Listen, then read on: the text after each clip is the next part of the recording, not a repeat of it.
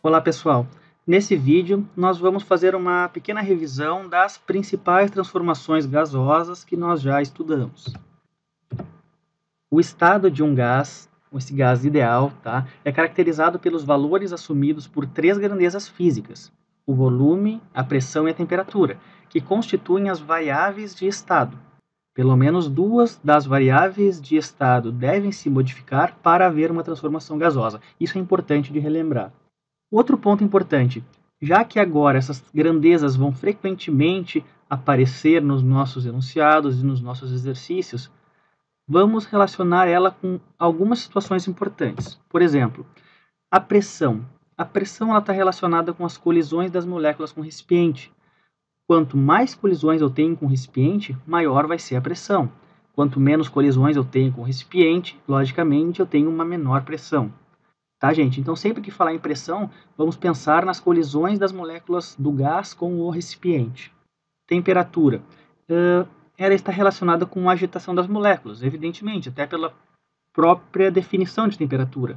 Temperatura, ela mede o grau de agitação das moléculas. Então, quanto maior for a agitação das moléculas, maior será a temperatura. Quanto menor for a agitação, menor será a temperatura.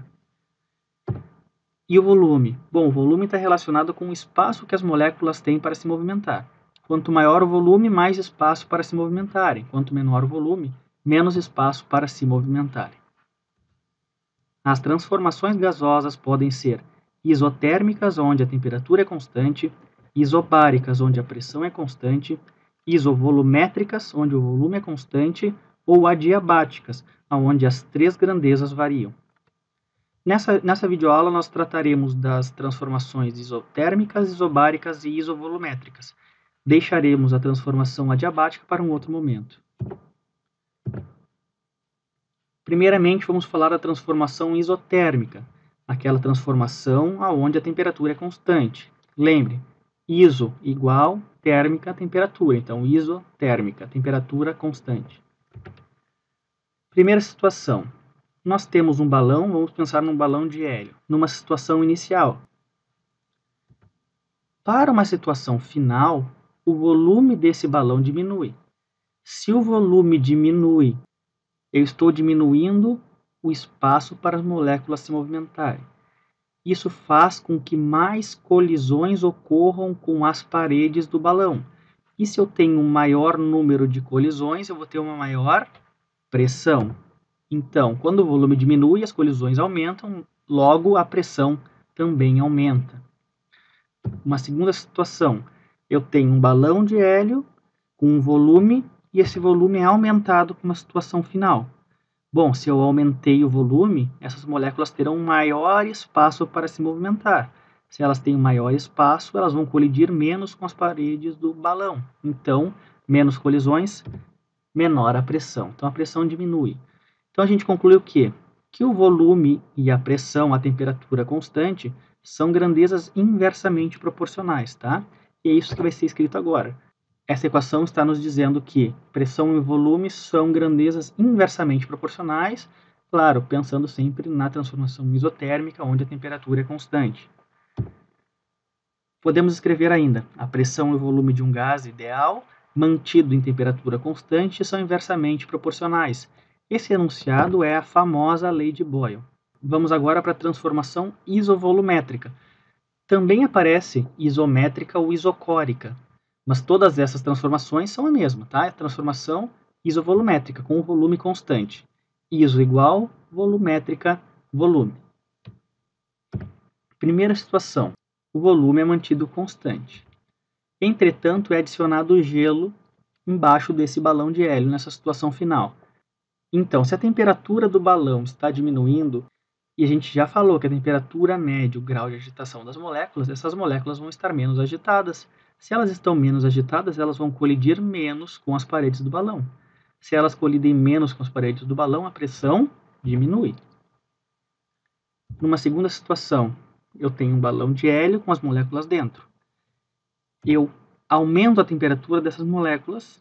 Se eu aumento a temperatura das moléculas, elas se agitam mais, elas colidem mais com as paredes do balão, então a pressão aumenta. Isso pode ser escrito matematicamente dessa forma. Tá? É a razão pressão por temperatura. Mostra que essas grandezas são diretamente proporcionais. Tá? Então, a volume constante, a pressão e a temperatura absoluta de um gás ideal são diretamente proporcionais.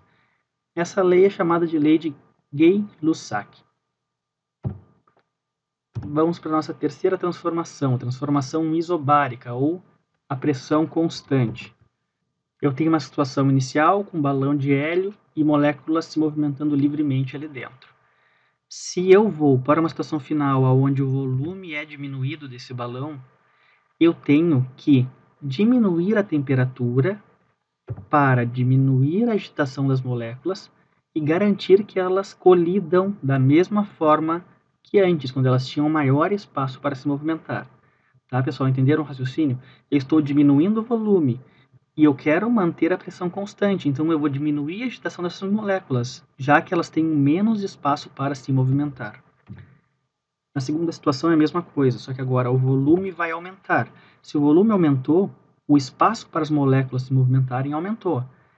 Para garantir que a pressão fique constante, eu aumento a temperatura, então elas vão se agitar mais, e isso garante que elas colidam da mesma forma que antes com a parede do balão, tá? Mantendo a pressão constante. Então, volume e temperatura, quando a pressão é constante, são grandezas diretamente proporcionais, tá? Podemos escrever isso na forma matemática ou na forma escrita. Sob pressão constante, o volume e a temperatura absoluta de um gás ideal são diretamente proporcionais. Essa é a lei de Charles. Então, esse foi o resumo de 3 transformações gasosas. Deixamos a transformação adiabática para uma próxima videoaula. Ok? Muito obrigado e até a próxima.